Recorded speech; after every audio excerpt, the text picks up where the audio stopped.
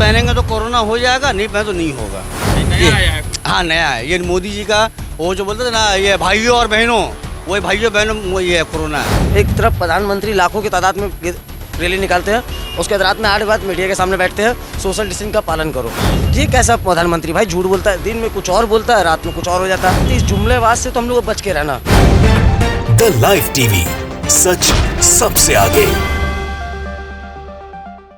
नमस्कार, आदाब, मैं रजा अंसारी। द लाइव टीवी पर आपका स्वागत है। पश्चिम बंगाल में 5वें चरण का चुनाव खत्म है, मगर अभद्र भाषाओं का, डरावना भाषाओं का, उसके बाद जो है वार्निंग देने वाले भाषाओं का लगातार प्रयोग चल रहा है, इस्तेमाल हो रहा है। अब आपको बताते हैं कि किसने क्या कहा और इलेक्शन कमीशन ने क्या प्रतिबंध लगाया। शांतनु घोष है भारतीय जनता पार्टी के लीडर, उनके तरफ से भी शीतल कुची का यानी कि मर्डर का बयान आता, जिसके जवाब में सुजाता मंडल ने कहा है कि एक मारेंगे तो 4 मारा जाएगा। मतलब टीएमसी बीजेपी की लड़ाई जो चल रही थी वो जो है अब जो है मार काट में बदलने जा रही है, क्योंकि जिस तरह से भाषाओं का उपयोग हो रहा है। इलेक्शन कमीशन ने दोनों के ऊपर 24 घंटे का प्रतिबंध लगा दिया, यानी 17 और 18 अप्रैल को वो लोग प्रतिबंध में रहेंगे और किसी तरह का नहीं बात कर सकेंगे। अब कुछ जो है युवाओं से बात करेंगे कि इस बार जो है पश्चिम बंगाल में पहली बार मार काट सामने आ रहा है, और पता नहीं भारतीय जनता पार्टी का ही ये डेवलपमेंट है कि जब से चुनाव में आए हैं तब से ये शुरू हुआ है।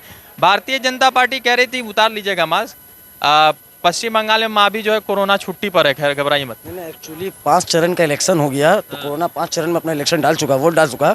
बाकी के 3 बाकी है, उसमें डालेंगे और उसके बाद अटैक अपना ज़्यादा दिखाएंगे बंगाल में, क्योंकि बंगाल कोरोना के मामले में बॉम्बे को, महाराष्ट्र को पीछे छोड़ेगा।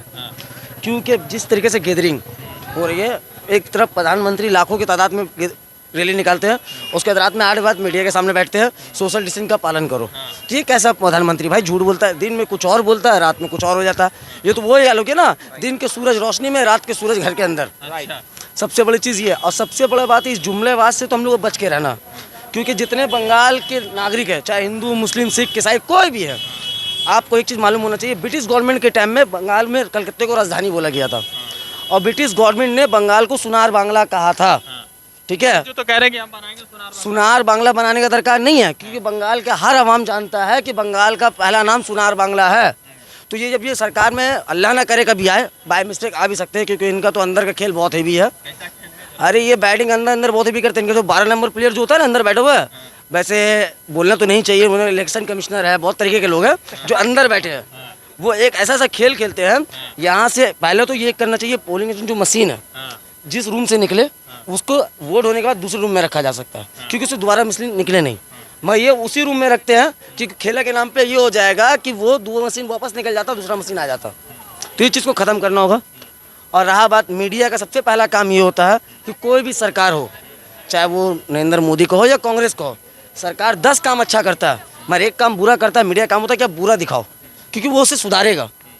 मगर ये 9 काम जो बुरा है उसको अच्छा बना के दिखाता है, और जो काम सही है हो जाता है गलती से, जो मिस्टेक से हर किसी से हो सकता है। भाई भी कोई घूम रहे हैं यहाँ, मिस्टेक से ठोकर लग जाता है, हम लोग सॉरी बोलते हैं, तो बोलते नहीं ठोकर नहीं लगाता, ये एक्चुअली कैली था फुटबॉल खेलने का, जिसको आदमी मार सकता है, गिरा सकता है डिफेंस में। एक बात बताइए, ये जो है अभी सुजाता मंडल है टीएमसी के, फिर उसके बाद शांतनु घोष है बीजेपी के, इन लोगों की तरफ से लगातार बयान आ रहा है डराने, मारने, काटने, खाने, तो ये सब पहली बार पश्चिम बंगाल के चुनाव में दिख रहा होगा मेरे ख्याल। ये एक्चुअली गुजरात मॉडल नहीं चल रहा है, ये यूपी मॉडल है। अच्छा। यूपी में आप जाइएगा तो वहाँ ग्राम में क्या होते हैं ना, एक लोकसभा जो मुखिया होते हैं वो 4 राइफल लेके घूमते हैं, मुखिया साथ में 4 राइफल लेके घूमते हैं, कि उनके अगल बगल की कोई घूमे नहीं। और नरेंद्र मोदी के तो नेता ऐसे है, कुछ है नहीं, तो उनको आप दिखिएगा तो अपना बीएसएफ टीम दिए हुए हैं कवर करने के लिए। शीशा अंदर से टूटता है, बोलता है कि बाहर से मार के तोड़ दिया गया, इससे बड़ा झूठे आदमी और कौन हो सकते हैं।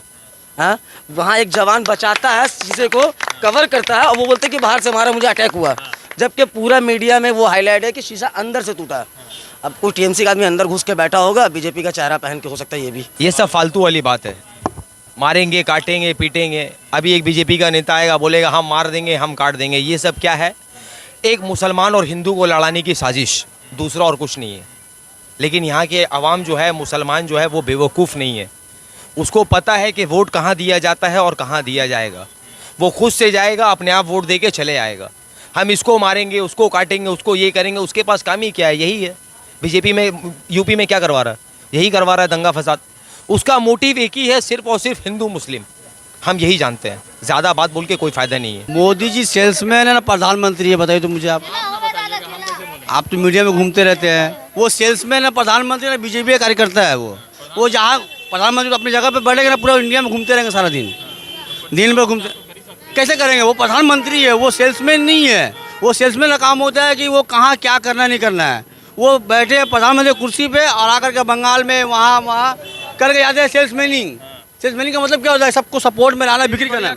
100% की है। आज तो बंगाल में वो खुद डुबा रहा है देश को, मोदी नहीं डुबा रही है, दीदी नहीं डुबा रही है, मोदी खुद डुबा रहा है। आज बंगाल में हिंदू मुसलमान है, कोई झमेला नहीं है, कुछ नहीं है। लेकिन जुल्म का योगी बोल रहा है कि बंगाल में हिंदू मुसलमान मारा जा रहा, काटा जा रहा। अरे बंगाल चाहिए भाई, मोहब्बत से मांगो, बंगालियों का दिल बहुत बड़ा है। दे दीजिएगा मोहब्बत से। मोहब्बत से तो जान दे देंगे। 200 सीट क्या है, जान दे देंगे। मैं काम सही करके दिखाओ।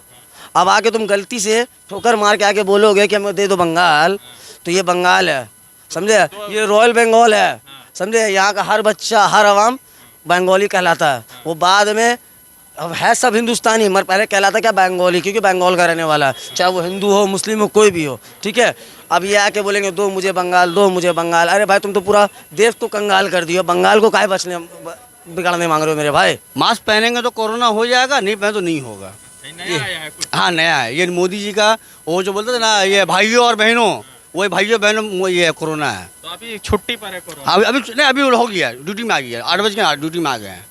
अब पूरे देश को बर्बाद करने में सबसे बड़ा हाथ मोदी जी का ही है, 100%। मोदी जी कह रहे हैं हम देश के ऊंचाई की तरफ ले जा रहे हैं। हाँ ऊंचा ले जा रहे हैं ना, बर्बाद करके कर तो और ऊंचा ले जाएंगे वो, और नीचे नहीं कर रहा, ऊंचाई कर पे ले जा रहे हैं। हम चोर है तो हम कभी अपने आप को चोर बोलेंगे? हम तो बोलेंगे भाई हम साहूकार। चोर तो हमको हम बोलेगा। तो हम बचने के लिए, पुलिस से बचने के लिए कोई नेता के पास जाएंगे जो पावरफुल है। तो बीजेपी भी सीबीआई का डर दिखाया सबको, भाई आ जाओ नहीं तो जेल जाओ।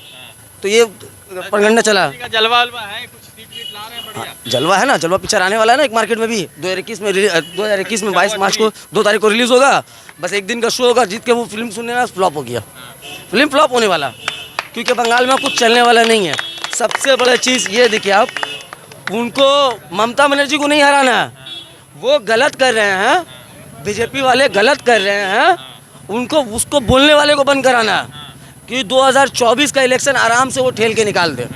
ये खेला होवे, कमीशन भी खेल रहा है क्या इसमें? वही तो बता रहा हूँ, ये खेला होवे जो स्लोगन है ममता बनर्जी का, वो ये स्लोगन नहीं है। 2019 वो लीग मैच था, हम लोग क्वालिफाई कर गए 22 सीट से भले।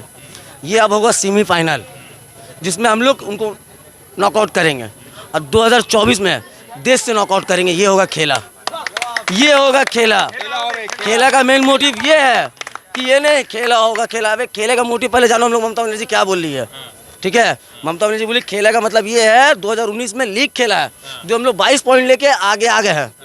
अभी है 2021, ये सेमीफाइनल है, इसमें हम लोग बाइकआउट करेंगे। उसके बाद 2024 में पूरा देश से बाइकआउट होगा। ये एक बात बताइए कि आप कह रहे हैं 24 में बाइकआउट कर दीजिएगा, दीदी के पैर में तो चोट लगा हुआ है, खेला कैसे होगा फिर? वो बोलने वाली बात है। अरे प्लेयर इंजरी होता है तो ये नहीं होता है। अब बहुत से प्लेयर देखिए, सचिन तेंदुलकर भी इंजरी हुए, फिर भी आज 100 सेंचुरी इंजरी के बाद मारे। तो क्या सचिन तेंदुलकर को भूल जाइएगा?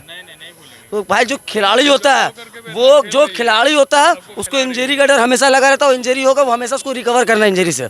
तो वो खिलाड़ी हमको नहीं बनना है कि हमको इंजरी होगा, नहीं बाबा हम घर पे ठीक है, ये काम नहीं करना भाई हमको। वापस आ रही है तीसरी, बिल्कुल 200% भाई। देखिए हम ये नहीं बोलते हैं कि हम टीएमसी सपोर्टर है कि 200 सीट लाएंगी, 2000 सीट लाएंगी, 170 सीट लाएंगी, मत सरकार उनका बनेगा।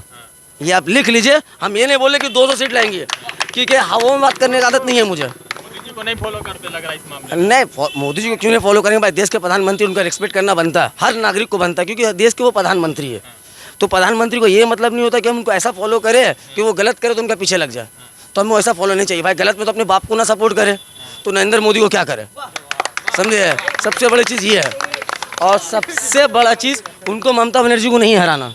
उनको ममता बनर्जी को हराना ही नहीं है। उनको अपना विरोध जो गलत कर रहे, जो बोलने वाला एक लौता नेता है पूरे इंडिया में, वो है ममता बनर्जी। अच्छा एक सवाल मुझे पूछना है, अमित देवगन वो जो बोलता है हमेशा कि बीजेपी अच्छा है, किस एंगल से बीजेपी अच्छा बताइए तो आप? वो तो उन्हीं से पूछिएगा भाई। नहीं ये अमित देवगन अगर देख रहा होगा ना, मैं उससे सवाल है मेरा, वो हमेशा नहीं देखता है, वो सबका देख के निचोड़ निकाल के लाता है वो। तभी वो सवाल करता है कांग्रेस से, टीएमसी से और भी कोई सा पार्टी से, लेकिन बीजेपी से करने का इसका हिम्मत नहीं है। अगर बीजेपी से करेगा तो वो अंदर चला जाएगा, सीबीआई का रेड हो जाएगा। जैसे अर्नब गोस्वामी अंदर गए थे ना, उसी तरह वो भी चले जाएंगे। ये आप लिख लीजिए कि हिंदुस्तान का कोई सबसे बड़ा घोटाला होगा वो नोटबंदी होगा, जिसमें सीधा आरबीआई को चूना लगा है। इसमें कोई देश का छोटा बैंक नहीं है। ये बात पब्लिकली, अल्लाह आपको भगवान सबको हयात दे, आगे ये सबका ज़िंदगी रहे। जब ये सरकार गिरेगी तो आने वाला 10 साल में सबसे बड़ा घोटाला नोटबंदी होगा। एक बात बताइए, मोदी जी कह रहे हैं कि हमको 1 साल 1 बार मौका दे दिया, अभी तो वो उनको जो दूसरा बार सुनिए ना मेरी बात, 2 बार मौका दिया तो जो कांग्रेस गड्ढा खोदा था उसको अभी भर रहे हैं, तो बोले एक बार हमको मौका दीजिए तो दी और जो भी गड्ढा यहाँ खोदा गया उस मतलब के गड्ढा को भरा अच्छा बात याद दिलाया, गड्ढा से बहुत अच्छा बात दिलाया। 2014 का इलेक्शन आपको याद होगा, नरेंद्र मोदी जी बैरिकेड ग्राउंड में आए थे, ठीक है।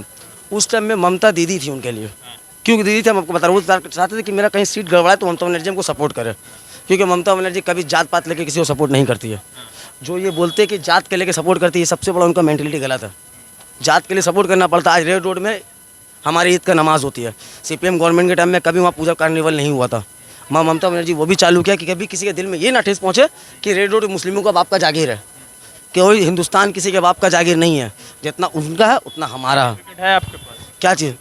हम सर्टिफिकेट, हम भाई अपना आईडी कार्ड लेके घूमते हैं, आधार कार्ड लेके घूमते हैं, कि उस बल में हमसे वोट मांगते हैं। जब वक्त आएगा तो इनको हम सही से सर्टिफिकेट दिखाएंगे। मेरे पास 7 नंबर का चप्पल भी है, कोई आएगा सर्टिफिकेट मांगने तो वो हमेशा रेडी रखते हैं, नया रखा। 7 नंबर का चप्पल का क्या काम है? अरे 07 यार, हमारे महेंद्र सिंह धोनी, आप कैस्टियानो को देख सकते हैं, उनका भी पहले 7 था और उसके बाद आप सब सकते 7 लकी नंबर है। आपको बात याद रखना चाहिए, समझे। हमसे मांगने से पहले एक चीज़ सोच कर, क्योंकि आप हमसे आप इसी बल में वोट मांग रहे हैं, इसी अधिकार में आप सरकार में आ रहे हैं और उसका वैल्यू नहीं। आओ, आने दो, स्वागत है, आइए चाय पानी पीजिए, घर से निकल जाइए, क्योंकि हम मेहमानों को दिल खोल के स्वागत करते हैं। ये नहीं कि मेहमान आए घर में हमारे बैठ जाए, मेहमान 1 घंटे 2 घंटे अच्छे लगते हैं। अब सोचेंगे ज़िंदगी भर बैठ जाए तो वो हमारे पर बैठने आया, मेहमानीगिरी नहीं करने आया। हर आवाम का जीरो बैलेंस में अकाउंट खोला, खोलने के बाद क्या फैसला दिया कि हर जिसका जीरो बैलेंस में अकाउंट है उनको मरने के बाद 2 लाख रुपये मिलेगा। जीते जी तो 15 लाख का जुमला दे के चले गए, अब मरने के बाद 2 लाख का जुमला दे रहे हैं। अरे जब मर जाएंगे तो 2 लाख लेके क्या करेंगे भाई? 2000 में भी कफन होता है और 2000 में भी आदमी अंतिम संस्कार होता है। तो आपका दरकार नहीं, मेरा पड़ोसी है वो करने के लिए, हमको दरकार किसी सरकार का पैसे का नहीं है। तो दीदी आ रही है पक्का भाई, कंफर्म आ रही है दीदी, आ रही है। बिल्कुल 100%। मोदी जी का यहाँ कोई काम ही नहीं है, बिल्कुल नहीं है, यहाँ दीदी काफ़ी है। मोदी जी को घर में बैठ जाना चाहिए। लगातार पश्चिम बंगाल का चुनाव है। पश्चिम बंगाल में अभद्र भाषाओं का लगातार इस तरह से प्रयोग हो रहा है जो पहले नहीं दिखने को मिलता था। लगातार जो है भारतीय जनता पार्टी के लीडर है जिसमें दिलीप घोष है, फिर उसके बाद अगर आप आएंगे तो राजीव बनर्जी की तरफ से भी बयान आता रहता है। अभी सुजाता मंडल जो टीएमसी की लीडर है उनके तरफ से बयान आया। इलेक्शन कमीशन ने 24 घंटे का प्रतिबंध लगा दिया। अब सवाल सबसे अहम यह है कि बंगाल में पहले भी चुनाव होता रहा है, आने वाले दिनों में भी चुनाव होगा, मगर इन भाषाओं का क्यों प्रयोग हो रहा है और पश्चिम बंगाल की मिट्टी क्या इन भाषाओं को स्वीकारेगी या इस भाषाओं को नकार देगी, वो जनता डिसाइड करेगी। मगर इतना ज़रूर है कि 2021 का विधानसभा चुनाव 2024 के लोकसभा चुनाव से बहुत मिलता जुलता है। जो 21 जीतेगा वही 24 तक पहुंचेगा, ऐसा भी आप मान सकते हैं। ममता बनर्जी की क्या पोजीशन है वो जनता ने बता दी और आप जो है उस पर जो है स्पष्ट हो चुके होंगे कि क्या पोजीशन बनती नजर आ रही है। रज़ा अंसारी की रिपोर्ट द लाइव टीवी के लिए। जुड़ते दूसरे अपडेट के साथ, धन्यवाद। द लाइव टीवी, सच सबसे आगे।